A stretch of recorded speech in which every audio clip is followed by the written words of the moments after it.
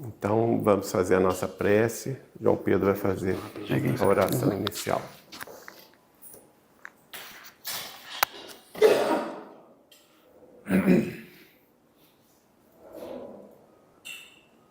Nosso Deus, nosso Pai, de eterno amor, de eterna misericórdia, de eterna justiça, inteligência suprema, causa primária de todas as coisas, em nome de Jesus Cristo de Nazaré, o nosso Mestre tão amado, o Príncipe da paz, a luz do mundo, o pão da vida, nós todos nos reunimos aqui, neste momento, sempre, Jesus, rogando para todos nós a Tua paz, a Tua bênção, sempre, Mestre, entregando ao Teu coração todo o nosso amor e rogando aqui, ajoelhados espiritualmente, para que o Senhor direcione e cuide dos nossos pensamentos com muita responsabilidade para todos nós na noite de hoje.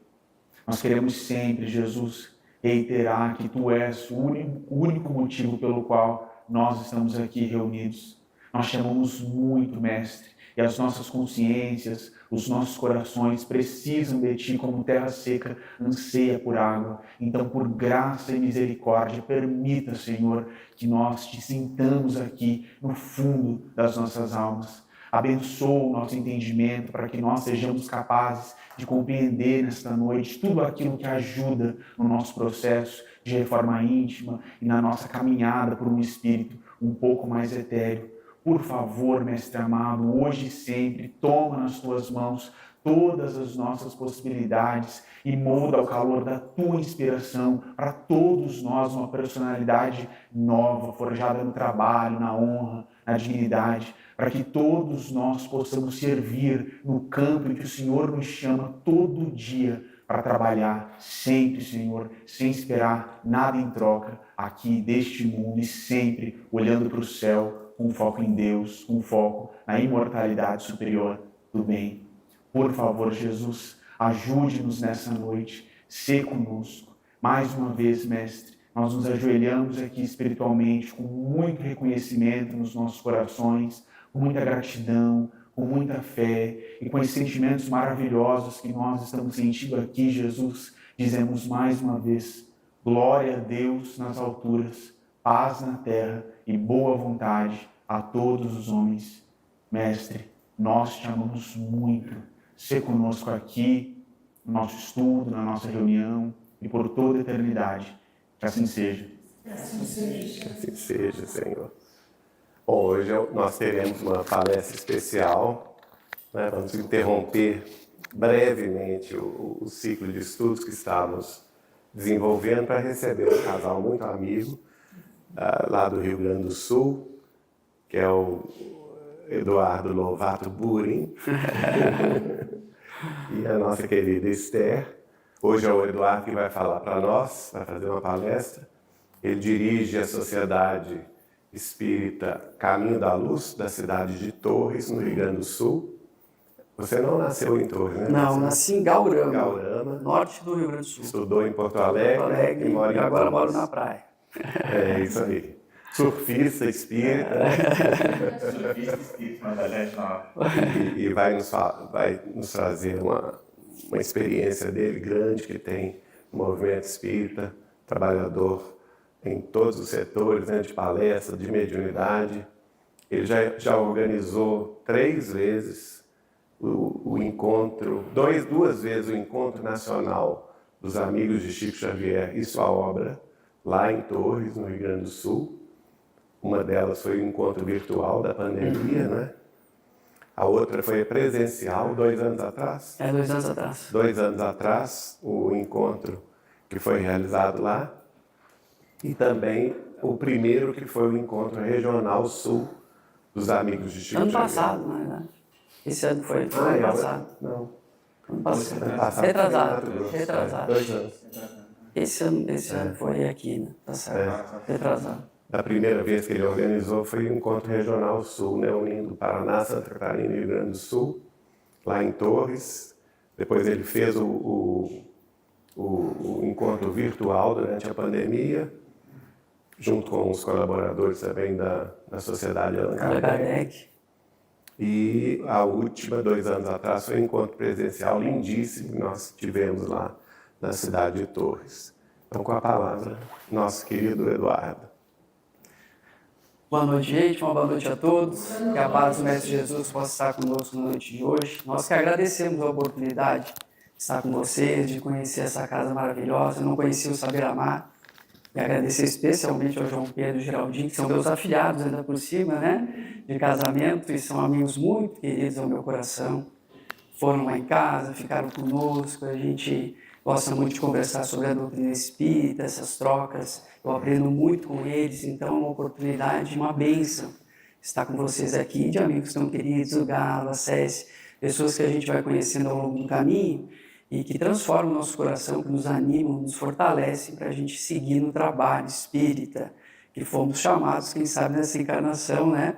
Para que a gente possa auxiliar de alguma forma, dentro das condições que nós temos, a gente levar o Evangelho de Jesus, o nome de Chico, trazer essa mensagem que ilumina o nosso coração. Porque a gente procura a casa espírita com frequência, busca a casa espírita para tentar amenizar muitas vezes as dores que nos tocam, que tocam os nossos corações, as dificuldades, as provações. E a gente com frequência pede aos bons espíritos para que nos auxiliem, né? A gente roga aos bons espíritos, a esses nossos irmãos, que nos carreguem, que nos amparem nesses momentos de dificuldade. Mas, com frequência, infelizmente, a gente delega aos bons espíritos a parte que nos cabe. A gente quer que os bons espíritos resolvam tudo para nós. E a gente esquece que a maior parte é nossa. A responsabilidade da encarnação é nossa. Os bons espíritos, obviamente, vão nos amparar nos momentos de dificuldade, mas a parte principal cabe a nós. Nós reclamamos da espiritualidade, recursos. Eu não tenho inteligência, se eu tivesse tempo, se eu tivesse liberdade. A gente sempre reclama da espiritualidade, algo que todos nós temos, mas que muitas vezes não percebemos. Leon Denis, em sua obra monumental, O Apóstolo do Espiritismo, principal continuador de Allan Kardec, em sua obra de 1908, Problema do Ser e o Destino, ele vai nos falar que todos nós, quando criados por Deus, nós trazemos potências. Ele vai chamar de as potências da alma, ou seja, recursos que todos nós temos. Então não tem como a gente reclamar da espiritualidade, é alguma coisa que todo mundo tem. Basta a gente aprender a usar esses potenciais que a espiritualidade nos oferece, que Deus nos dá no momento da nossa criação.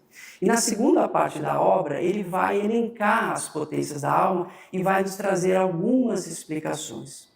Ele vai nos falar, por exemplo, sobre o livre-arbítrio. Todos nós temos o livre-arbítrio, não é verdade? Todos nós temos a capacidade, as possibilidades de realizarmos as escolhas em nossa vida. Mas com frequência a gente utiliza o nosso livre-arbítrio em benefício da matéria e não da espiritualidade. A gente busca o conforto, a comodidade, mas a gente esquece que o livre-arbítrio deve ser utilizado por nós encarnados para a elevação espiritual e não somente para angariar recursos da matéria. Todos nós temos, nos diz Leon Denis, o pensamento. Todo mundo tem a capacidade de pensar. Ninguém consegue parar de pensar nesse momento. Alguém consegue parar de pensar? De forma alguma. Então, se nós temos a capacidade de pensar, e o pensamento é uma força criadora, nos contam que o pensamento ele age ora como onda, ora como partícula, como um raio-x.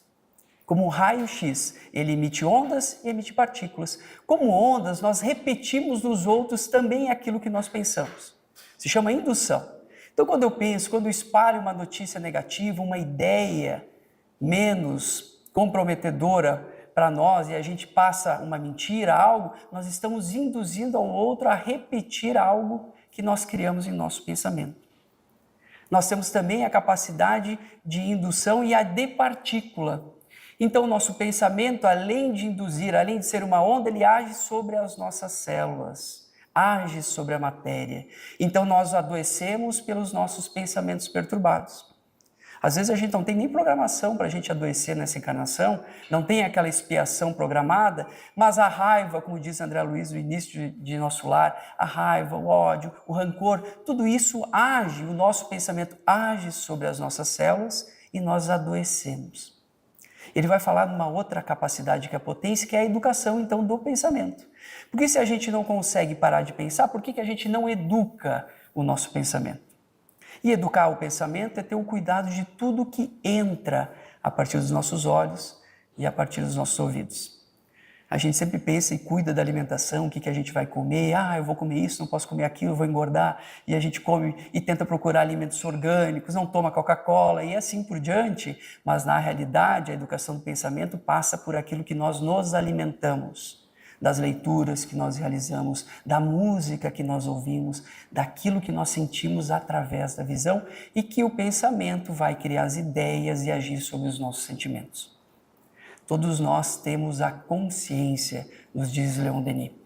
A consciência, ele vai dizer que superficialmente do nosso ser, a nossa consciência encontra-se então em perturbação, preocupada, não a consciência, mas a superficialidade do nosso ser encontra-se preocupada com as emoções, preocupada com as nossas dificuldades, com as esperanças, com tudo aquilo que a gente almeja na nossa vida. Mas a consciência ela é mais interna, mais interior. A gente sabe pelo livro dos Espíritos que a consciência é o quê? A lei de Deus dentro de nós. Então, ouvir a voz da consciência é ouvir e reagir ao mundo de uma forma distinta. O escritor Victor Hugo, numa obra que se chama Escritos Pós-Mortem, ele vai dizer a seguinte frase que é interessantíssima. Ele vai dizer que é de dentro de nós que nós devemos ver o exterior. Olha que interessante. É de dentro de nós que a gente deve ver o exterior e não superficialmente dentro daquilo que a gente traz. Ou seja, é preciso ouvir a consciência para a gente interagir com o mundo a partir dos valores, das leis de Deus que a nossa consciência traz. Todos nós temos a capacidade de amor, não é verdade? De amar. Todo mundo pode amar, independente da condição, inclusive física, em que a gente se encontre, independente da situação que a gente tenha, todo mundo tem a capacidade de amar, que é uma das potências da alma. O amor liberta, o amor ilumina, o amor toca e transforma tudo. Mas às vezes a gente confunde o sentimento do amor com outros sentimentos. A gente confunde com apego. Meu filho não vai para a faculdade porque eu amo. A minha esposa não vai na casa espírita porque eu amo. Então a gente confunde o apego, ciúmes, com tudo que não é o amor. O amor liberta e permite que o outro seja como ele bem quiser e nós como nós devemos ser. Leon Denis vai nos falar sobre a potência mais importante da alma, que é a vontade. Ele vai dizer que a vontade ela age como um ímã.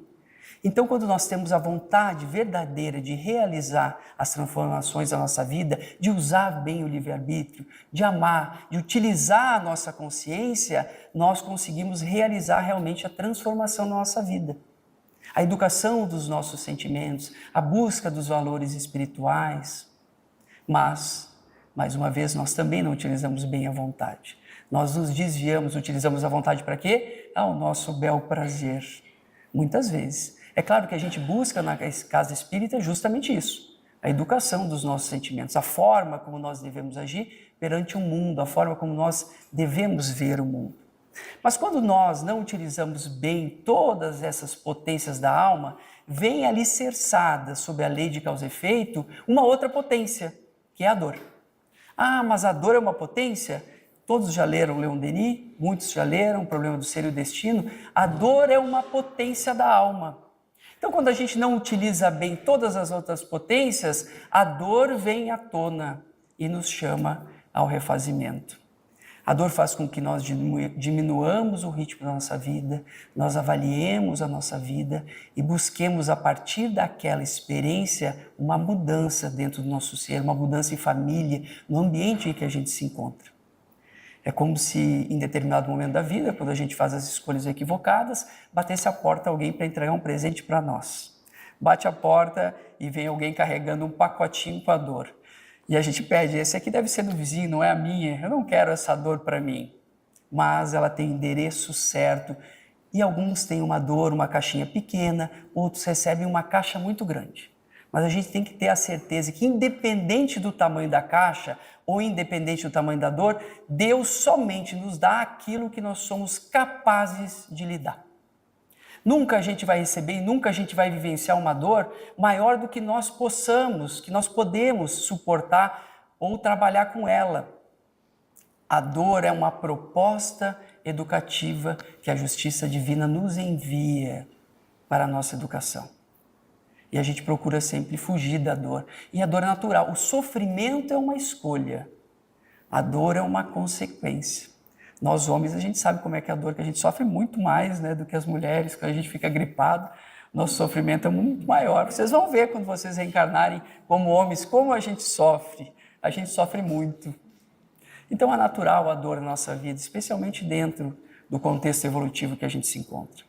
A gente vai vivenciar algumas experiências, mas quando a gente vê a dor exatamente como algo ruim, dificilmente a gente tira proveito daquela experiência. A gente se fecha naquela dor e a gente sofre e não aproveita, porque a dor por si só não resolve nada. A dor é só um processo, é só uma prova.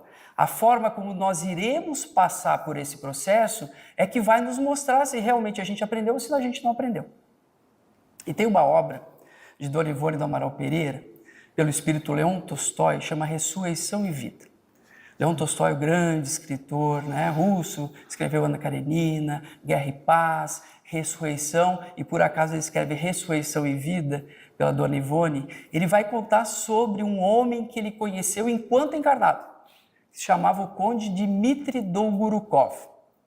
E esse conde, então, ele havia sido o antigo capitão das Hussards, que era a guarda privada de Nicolau I da Rússia. Leon Tolstói o conheceu e esse conde, então, era da guarda privada, ele era muito querido do czar na época, do imperador, mas ele tinha uma vontade de ser mais, porque dificilmente a gente se contenta com o que a gente tem e o que a gente sempre quer ter mais. Então, além de ser um conde, além de ser um capitão, ele queria ser um general de guerra. E ele decide fazer guerra na Crimeia. E ele vai à Crimeia para lutar. Porém, na Crimeia a gente sabe que é muito frio. A Crimeia ainda é disputa hoje, nos dias de hoje. Ele vai à Crimeia fazer guerra, adoece. Como era muito frio, menos 20, menos 30 graus e úmido, ele adquire o que nós hoje chamamos de reumatismo. Ele fica doente, cai doente na guerra e é levado então para sua casa em Kiev. E o conde, então, que era muito bonito, um homem famoso, a gente pode pensar hoje que ele seria um influenciador digital com milhões e milhões de seguidores, se fosse nos dias de hoje. E esse conde, então, quando chega adoecido em casa, ele se deprime muito perante a dor que ele sofre. Porque a dor começa nas pernas, ele começa a ficar com uma dificuldade de caminhar e, passado um tempo, ele não movimenta mais as pernas e ele fica paralítico. E quando ele fica paralítico, então ele se fecha na dor, que é o que acontece conosco muitas vezes. A gente não consegue ver nada além do sofrimento, nada além da dor. A gente acha que aquilo é a pior coisa do mundo e a gente só vê a nossa dor. A gente não consegue ver as pessoas, o nosso entorno, todos aqueles que nos auxiliam. E Leon Tolstói fala, então, que quem passasse em 1862 por uma grande casa em Kiev, veria pessoas correndo de um lado para o outro, tentando auxiliar esse conde. E o conde Dmitri Dolgorukov vivia junto com a sua mãe, que era a grande paixão da vida dele. Ele adorava aquela mãe. Então a mãe cuidava dele e fazia tudo o que ele queria. E ele deixa então de participar dos saraus, as moças queriam casar com ele, mas ele reclamava muito, e quem reclama não casa. Então quem quiser casar não reclame. E ele reclamava muito da vida, porque ele deixa de viver, ele queria andar a cavalo, ele queria fazer as coisas que ele fazia e que agora a vida lhe impunha então a paralisia, ele não podia mais se movimentar. Passa-se algum tempo, ele já com 40 anos de idade, mais ou menos, a mãe dele acaba desencarnando. Quando a mãe dele desencarna mesmo, aí que ele se aprofunda no sofrimento. Aí ele mergulha naquele sofrimento tão grande, sofre muito perante aquela situação da mãe, a mãe que era o esteio da vida dele, a mãe que o alimentava, que o ajudava, que cuidava dele. A condessa era uma pessoa muito boa. E ele, fechando-se mais uma vez, cada vez na sua dor, ele decide deixar Kiev e vai para uma casa de campo que ele tinha. E com ela só leva uma pessoa que trabalhava com ele, um servo que se chamava Nikolai. Chegando à grande casa no interior, ele vai ser recebido por uma moça que se chamava Melânia. Essa moça havia sido criada pela mãe dele, vivia no interior e era apaixonada por ele. Mas como a gente falou, quando a gente se fecha na nossa dor, a gente não consegue nada, não consegue ver nada da beleza do mundo, das pessoas, das possibilidades que a vida nos oferece. E ele, naquele grande sofrimento, ele fica fechado na casa por muito tempo. E naquela época, os condes, eles eram grandes proprietários de terra, grandes extensões. E havia muito sofrimento entre os mujiques, que eram chamados os camponeses da época. E ali ele fica naquela vida fechada, quase monástica, com o servo, com a Melânia, alguns outros funcionários que cuidavam dele. E ele decide fazer negócios, vem de vender feno à Suíça. E ele não sabia nada de negócio. Ele só recebia o dinheiro que ele tinha das terras, herança, o que ele trabalhava, mas ele não sabia negociar. E ele decide assumir os negócios. E ele vende feno e os negócios estão errados, ele perde muito dinheiro. E aí um dia ele chama o intendente dele, o gerente dele, chamava Fyodor Fedorovitch. Os nomes são chatinhos e complicados, né? Chama Fyodor Fedorovitch. E aí vem Fyodor Fedorovitch, ele sentado, e quando o Fyodor Fedorovitch entra, então, na casa, ele começa a xingá-lo. Como isso? Nós perdemos tanto dinheiro, como isso pode acontecer? Xinga o czar, xinga Deus, xinga todo mundo. Revoltado com aquela situação que ele mesmo havia criado. E Fyodor Fedorovitch diz a ele, mas Barini, como chamavam de forma delicada, ao conde Barini, veja só, o senhor que quis tomar conta, o senhor que quis tomar conta dos negócios, eu avisei o senhor que não deveria vender feno para tão longe, ele perderia valor pela distância e estragaria, até pela distância, o tempo para chegar esse feno na Suíça. E ele xinga.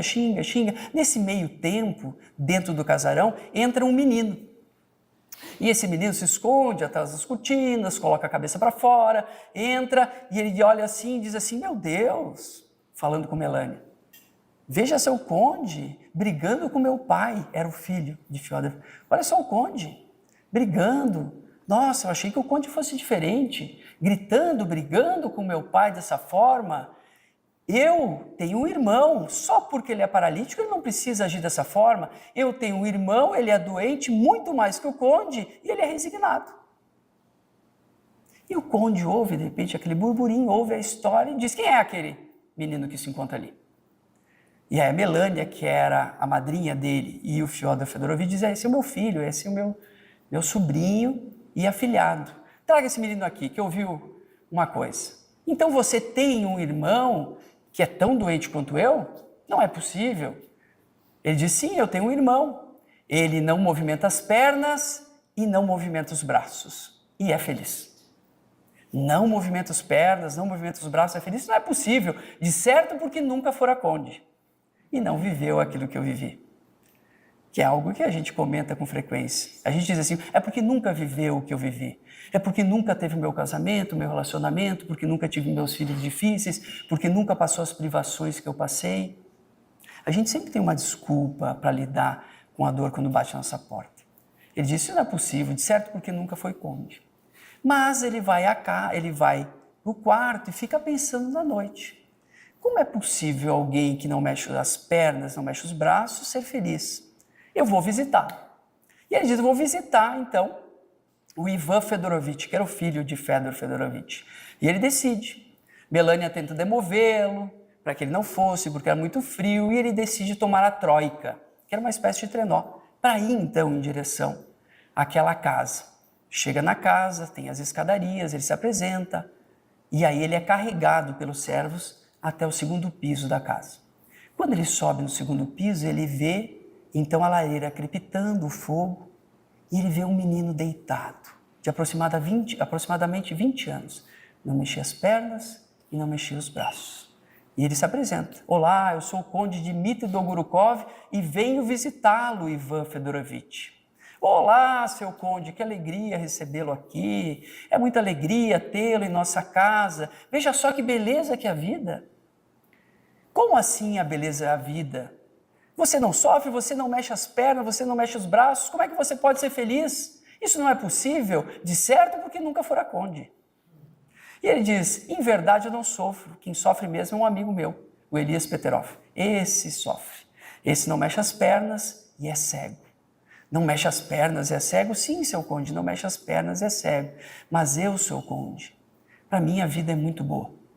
Veja só, Eu tenho alguém que acenda o fogo para mim, eu tenho alguém que me cubra no inverno, eu tenho alguém que cuida, me traz o alimento, meu pai, minha mãe me ama.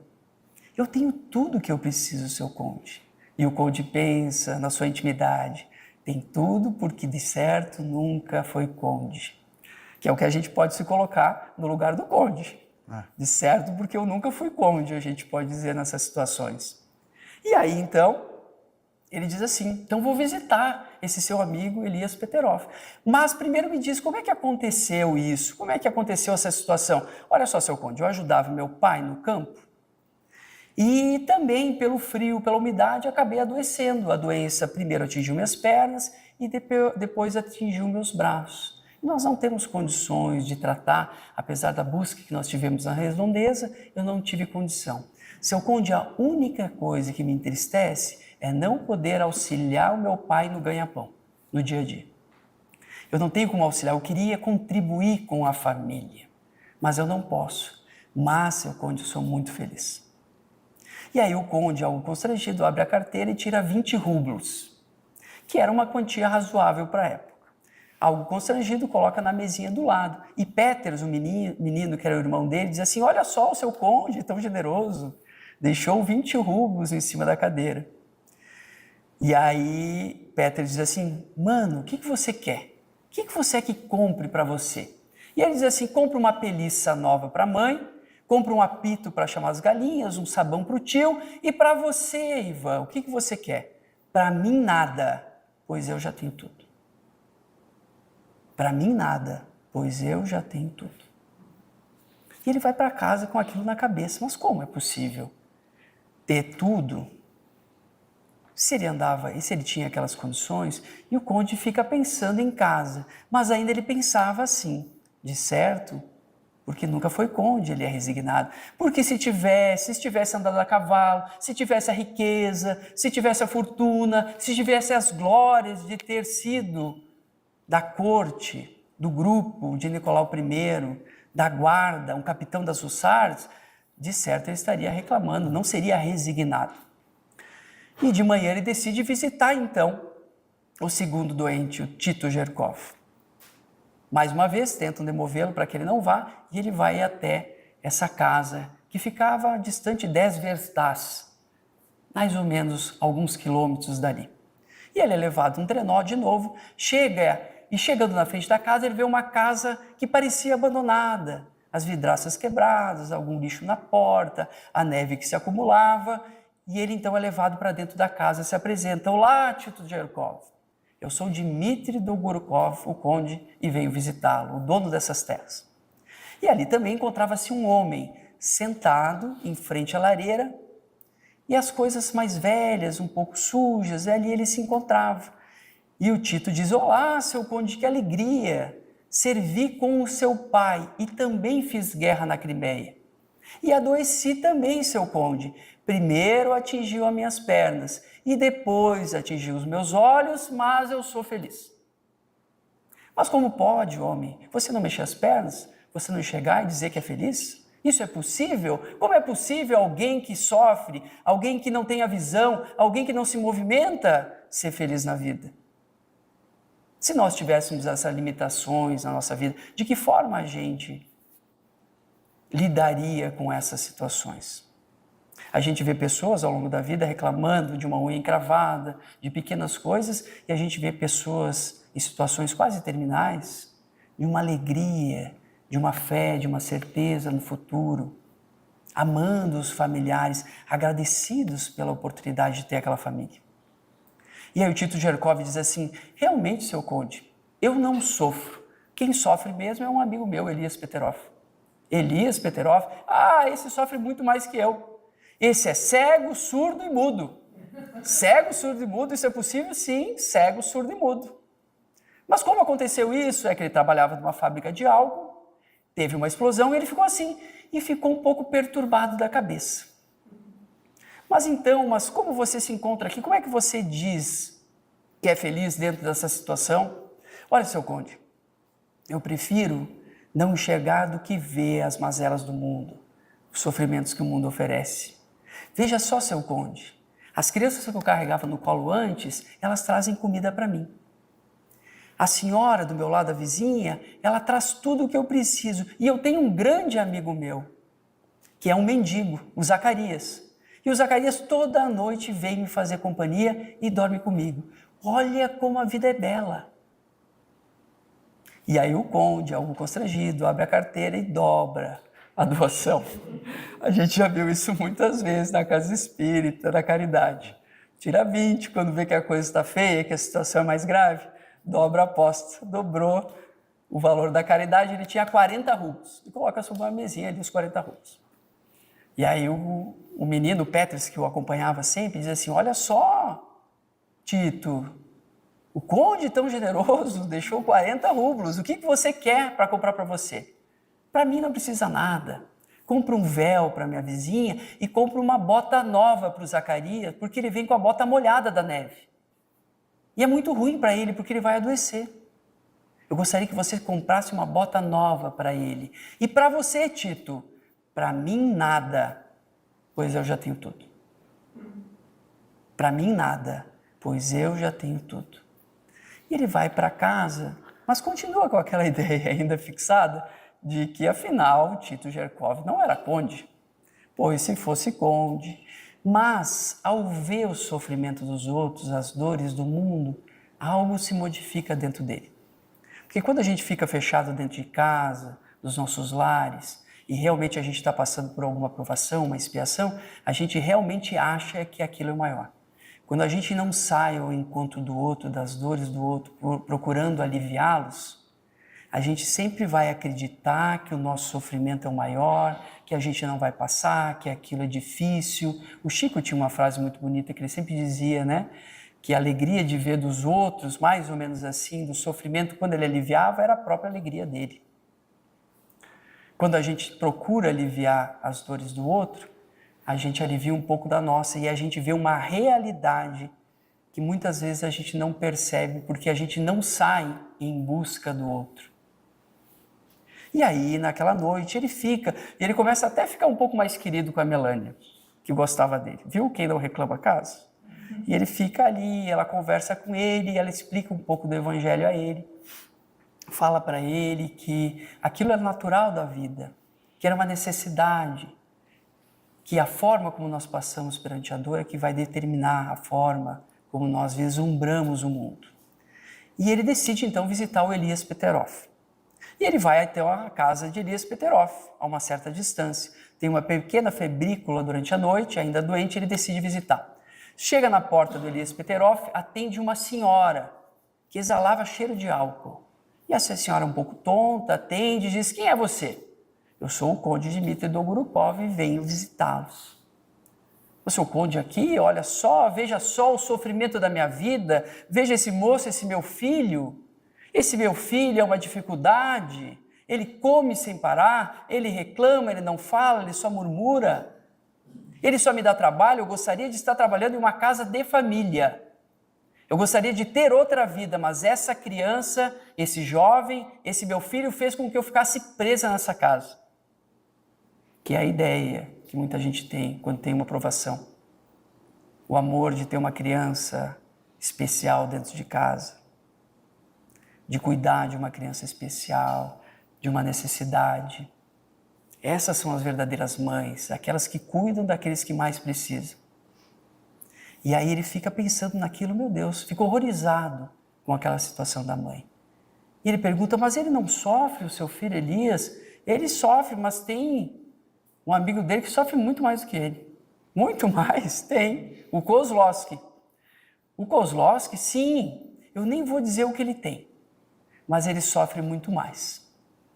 Eu posso ver seu filho? Pode. E aí ele é levado.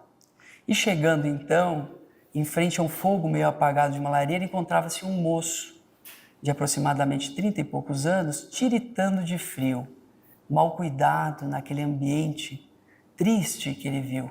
E ele fica horrorizado com aquilo. Como é possível uma mãe fazer aquilo com ele?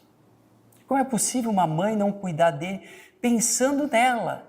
Pensando em primeiro lugar ela que tinha saúde, que tinha condições, que podia trabalhar. O menino adoeceu, o filho ficou doente, a explosão, teve problema mental, não enxergava, não ouvia, não falava. E ele fica horrorizado com aquilo e diz à mulher, olha, a partir de agora eu vou cuidar dele, eu vou pedir para a senhora pode buscar trabalho onde a senhora quiser e eu vou assumir essa criança para cuidar. Olha como a perspectiva de quem vai vendo a dor vai mudando. Conforme ele vai vendo essas experiências, ele vai mudando e ele vai vislumbrando a dor do outro, ele vai aliviando um pouquinho da dor dele. E vai percebendo que ele não sofria muito porque ele tinha condições. Ele não mexia as pernas, mas tinha servos. Ele tinha alimento, ele tinha o calor, ele tinha tudo o que ele quisesse, apesar da limitação que ele apresentava. E aí ele decide então ir visitar o último doente. Ele é levado então e chega à porta de uma casa. E na porta da casa ele se apresenta, olá, eu sou o conde Dmitry Dolgorukov e venho visitá-lo, o Kozlowski. Nisso vem um anão que se chamava Kal, que era o auxiliar do Kozlowski, que era o antigo farmacêutico da cidade.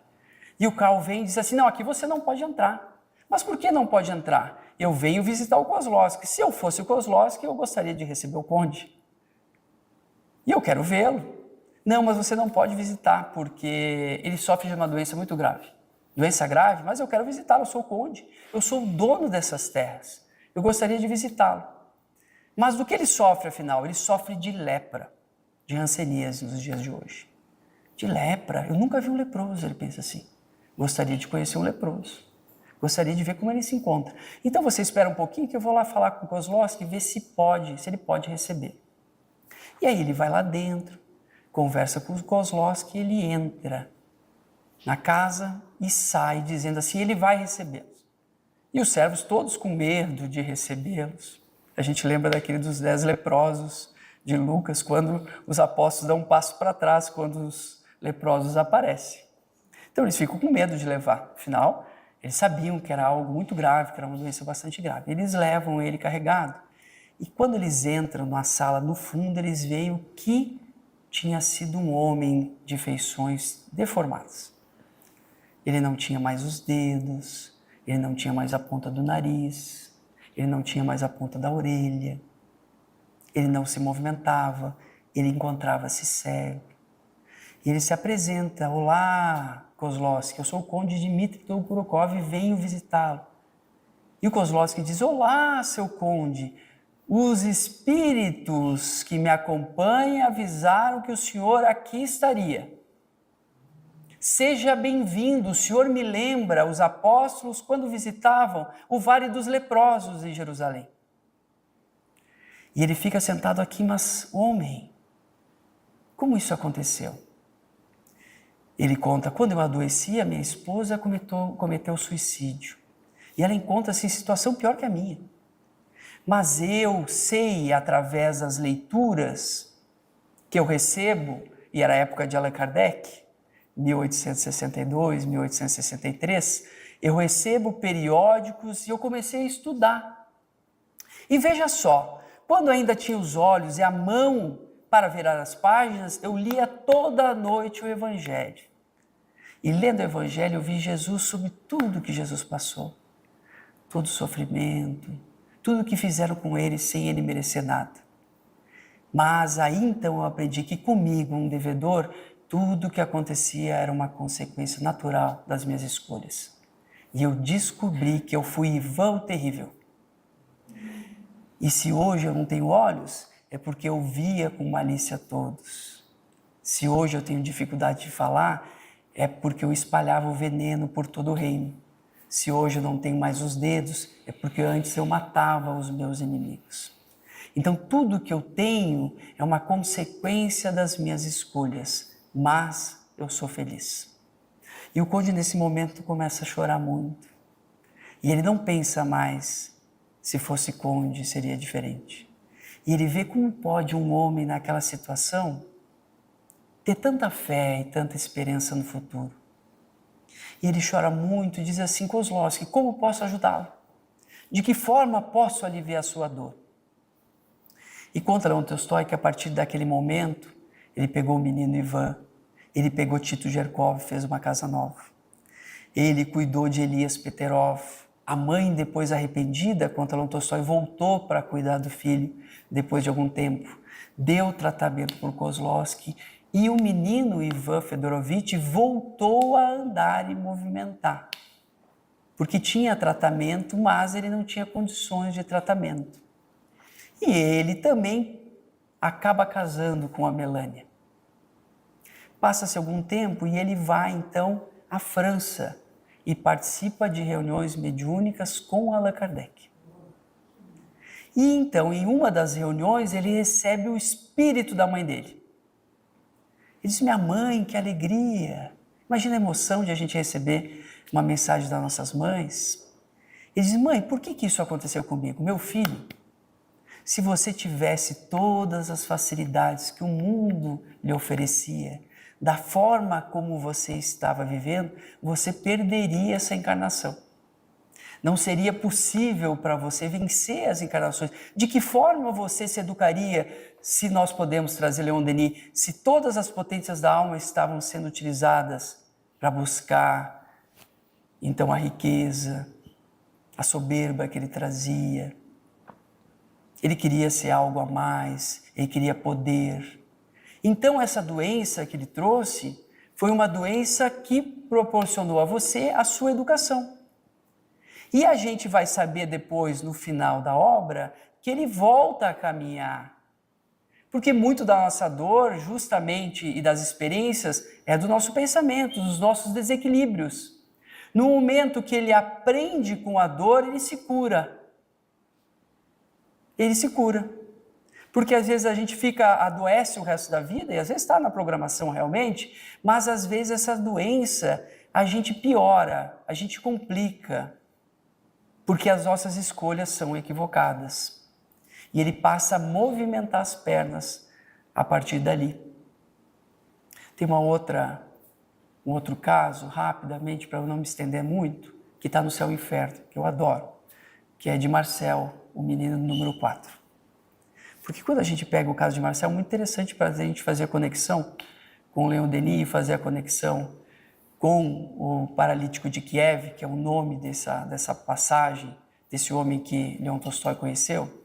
E Marcel, o menino número 4, trazido então na segunda parte, Expiações Terrestres, do livro Céu e Inferno, publicado em 1865, em agosto de 1865. Essa segunda parte, então, nas Expiações Terrestres, Kardec escolheu essa passagem dentre as milhares de comunicações, que deve ter lhe tocado muito a alma, e os benfeitores devem ter também escolhido junto a ele. E conta sobre um menino que tinha entre 8 e 10 anos de idade. E esse menino tinha uma doença degenerativa. E diz que, conforme ele foi crescendo, as pernas se dobravam, iam se torcendo, a ponta de a sola do pé quase lhe tocar as costas. E Allan Kardec vai dizer que a pele, o corpo, era uma chaga só. Ele era filho de uma família israelita. E ele é levado, então, a um hospital de campanha.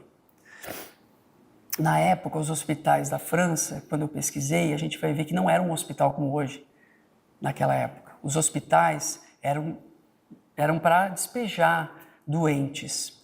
E, às vezes, tinham 3 ou 4 pessoas no mesmo leito, na mesma cama.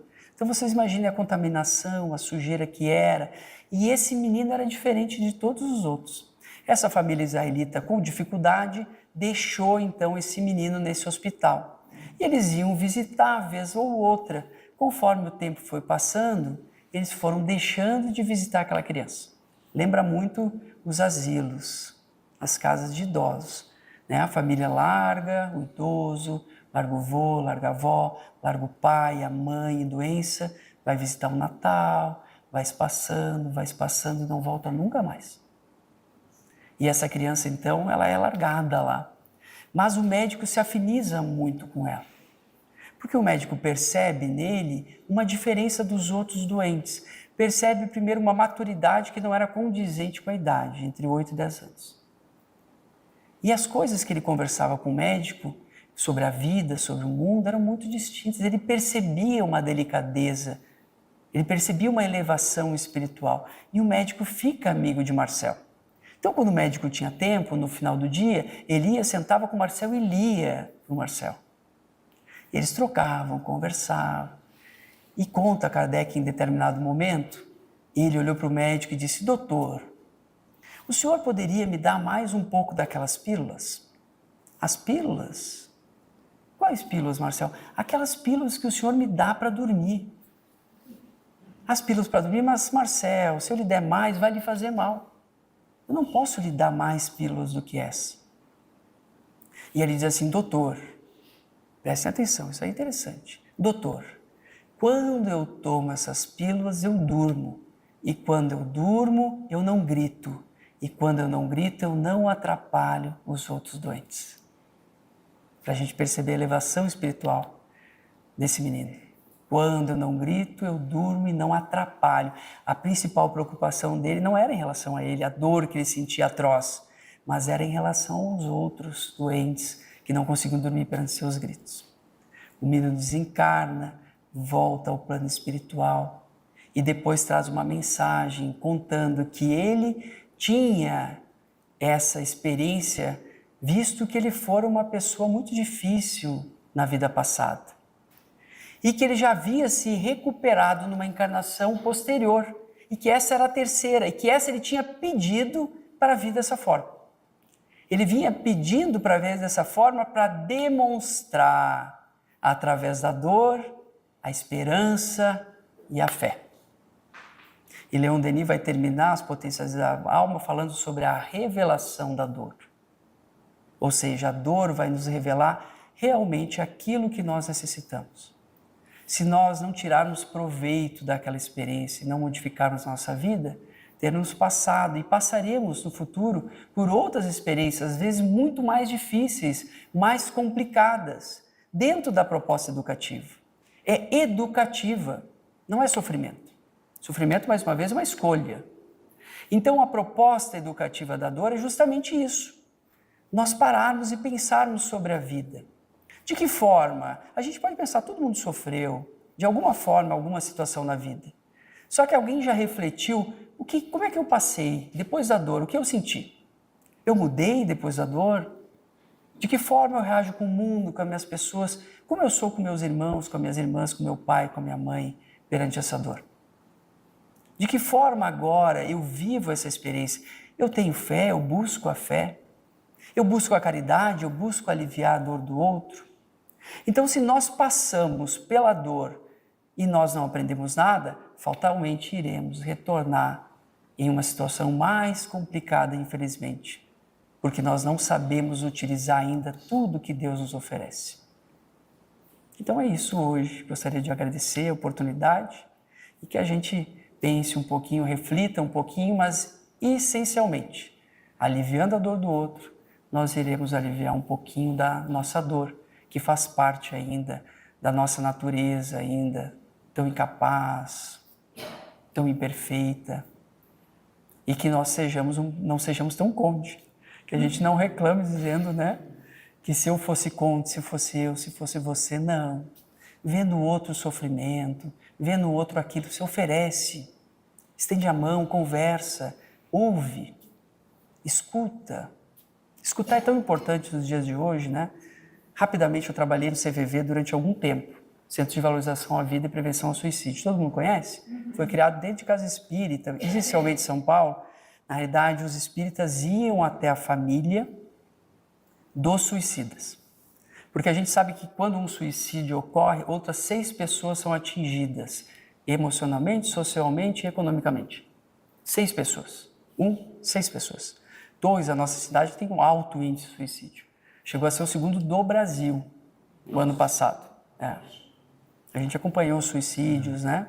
De 2 meninas em uma semana. Uma dentista colega minha, 26 anos, depois uma menina de 22 anos. E quando atendia no CVV, e a gente faz um treinamento para a gente aprender a devolver o sentimento, isso é muito importante, a gente aprender a ouvir. Porque a gente não sabe ouvir. A gente quer resolver logo o problema. As pessoas vêm na fila, a gente lembra do Chico, o Geraldinho que fala tão bem, o João Pedro. A gente vê a paciência que o Chico tinha com as pessoas, ouvia aquele lamento 1, 2, 3, repetidamente ouvia aqueles lamentos. Então a gente tem que aprender a ouvir, a devolver para a pessoa o sentimento. Não se preocupar com a situação, mas com o sentimento. E eu lembro até hoje, eu fazia o P11, das 11 da noite às 7 da manhã. A gente faz 4 horas semanais, mas dá para fazer de 15 em 15, então fazia das 11 da noite às 7 da manhã, de 15 em 15 dias. E o telefone não para, nem um minuto. E foi um grande aprendizado para a gente conseguir atender. E é interessante para o apoio fraterno também, para o treinamento de apoio fraterno. Não julgar e devolver o sentimento da pessoa. A gente não se fixa na situação nunca quando a gente vai conversar com alguém. Pessoal, eu estou com um problema aqui, eu estou doente, eu estou com um câncer, alguma coisa. A gente não fala sobre a doença. A gente pode conversar sobre o sentimento. E você está bem? Como é que você está? Está precisando de alguma coisa? Não precisa ficar comentando sobre a doença, sobre a dor do outro.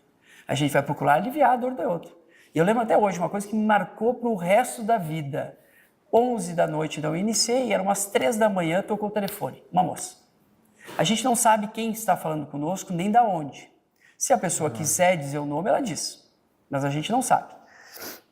E nós também não dizemos nosso nome, a não ser que a pessoa pergunte. Eu atendi o telefone, aí eu comecei a conversar, ela perguntou meu nome, eu disse o nome verdadeiro, a gente pode dizer outros nomes, por questão de segurança, mas eu disse, Eduardo, onde é que você está? Estou em Torres. Então tá. Eu queria te falar, e ela era de Porto Alegre. E ela conta, eu não sei quem é, não tenho nome, então eu posso revelar, posso contar como um caso, porque eu não vou revelar a identidade dela. E ela diz assim, olha só, eu estou no 7º andar do meu apartamento. E o que aconteceu? O meu marido, ele ficou doente, teve câncer. Ele teve um câncer galopante e eu era secretária de uma médica. E meu marido muito doente, eu tinha que faltar a algumas consultas, eu deixava de atender a médica, né? E eu acabei perdendo o emprego em algum momento. E meu marido ficou muito doente, mas os tratamentos eram muito morosos. Então a gente precisava fazer alguns exames particular. Mas a gente já estava em condições financeiras difíceis, periclitantes. E aí eles tiraram o dinheiro que tinham e começaram a colocar nos exames, ela conta. Então ela gastou tudo, inclusive o apartamento que eles tinham. Então ele acaba desencarnando, ela perde emprego e ela entra numa depressão profunda. Profunda mesmo. Ela conta que fica 1, 2 anos, não conseguiu mais trabalhar, ela já tinha uma certa idade, a gente sabe como é difícil, né? No mercado de trabalho a gente se inseria a partir de uma certa idade. Ela fica ali adoecida na questão da dor, penetra, se aprofunda naquela dor, sofre muito, e aí ela chega uma noite, e agora? Eu estou nesse apartamento alugado, no 7º andar. O meu irmão que me ajudava não fala mais comigo, não conversa mais comigo, eu não tenho outros familiares e amanhã será o despejo. Então eu estou aqui no 7º andar. E eu estou pensando em me jogar do 7º andar. E eu fiquei pensando na hora, meu Deus do céu, gente. O que nós faríamos no lugar? Se nós não tivéssemos a fé, se nós não tivéssemos a certeza da imortalidade, se nós não conhecêssemos a lei de causa e efeito. Vocês imaginam essa situação? Amanhã você vai ser despejada, você não tem mais seu marido, e vai para onde? Com as coisas. Não trabalha, não tem renda. E aí a gente pensa, o que a gente faz? Com certeza a gente é inspirado pelos benfeitores. E a gente sempre tinha um programa de conversar até a pessoa cansar. E a gente conversa, devolve. Mas como é que você está se sentindo? Que sentimento está causando? É um sentimento de perda, uma dor muito grande. Eu me sinto muito sozinha. E se sentir sozinho, o que ele causa? Você já pensou o que você poderia fazer? E a gente vai fazendo a pessoa falar, conversar, contar. E vai devolvendo o sentimento. Se ela falar que está triste, eu falo, então me fala sobre essa tristeza. Se ela falar que está desesperada, me fala como é que é esse desespero. Como é que é esse desespero? O que ele lhe causa? Quais são os reflexos na sua alma? Como é que você se encontra agora? O que você já pensou? E a gente conversamos quase 2 horas, chegou no momento ela disse, Eduardo, me deu sono. Eu acho que eu vou descansar. E a gente desliga o telefone e fica assim, meu Deus, o que aconteceu com ela? Nossa. Será que ela sobreviveu? Será que ela não sobreviveu? Será que ela se jogou? Mas a gente tem certeza, puxa vida, uma boa conversa, eu estendi No outro dia é outra situação. Lembra do caso de Chico, aquele dos calçados da fábrica? Ele se suicida, depois ele vê que no outro dia todas as necessidades seriam supridas, porque uma grande encomenda havia sido realizada. Então, se a gente conseguir que uma pessoa vença mais um dia na dor dela, a gente está salvando a nossa alma e está salvando a dela. A gente está permitindo que uma pessoa siga no seu processo reencarnatório e o outro dia, às vezes, vão surgir outras oportunidades maravilhosas. Então, o principal é a gente aprender a ouvir, a gente ser carinhoso, a gente se doar. Casa espírita, as pessoas vêm muitas vezes em desespero. Se a gente souber, tiver a paciência, entender o outro, se colocar, a gente diz assim, vou me colocar no lugar do outro. É impossível. Não tem como se colocar. A gente tem que se colocar à disposição do outro. Sentir a dor do outro, ninguém vai. Cada um sente de uma forma completamente distinta, diferente. Mas à medida que a gente procura entender a dor do outro, não menospreza, não acha que é menos, porque para ela é a dor mais difícil. No processo educativo, na proposta da justiça divina, é o momento mais difícil dela, a gente vai entender que ela precisa de uma mão carinhosa e do nosso Mestre Jesus, que é o nosso Senhor, o Cristo. Que assim seja. Assim seja.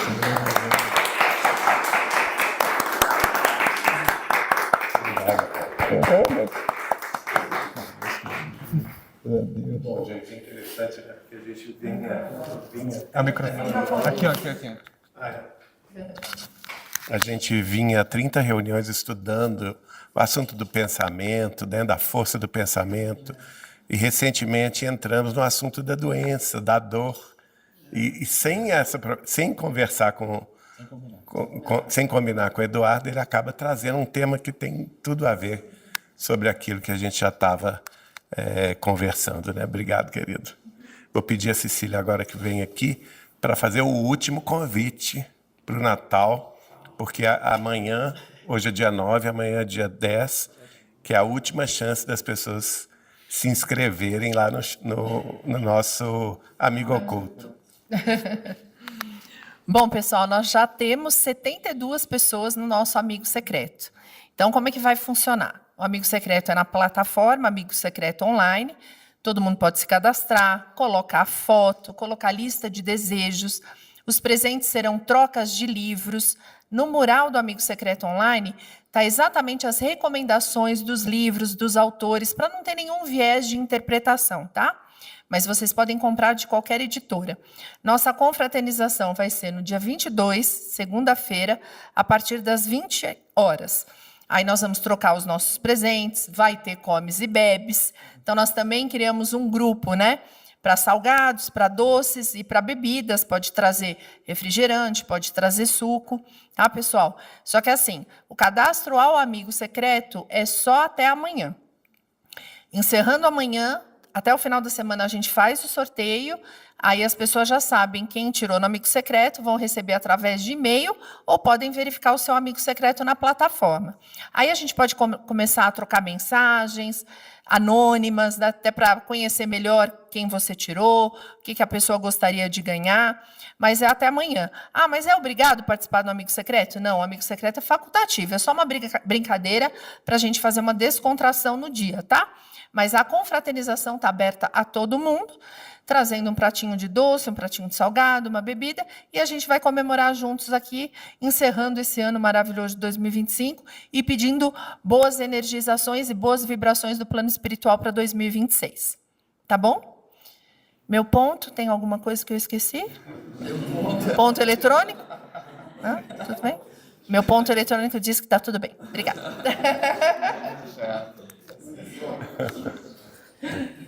Então, gente, a gente agradece a presença de todos vocês. Eu vou pedir a Mari para fazer a prece final em nome de todos nós.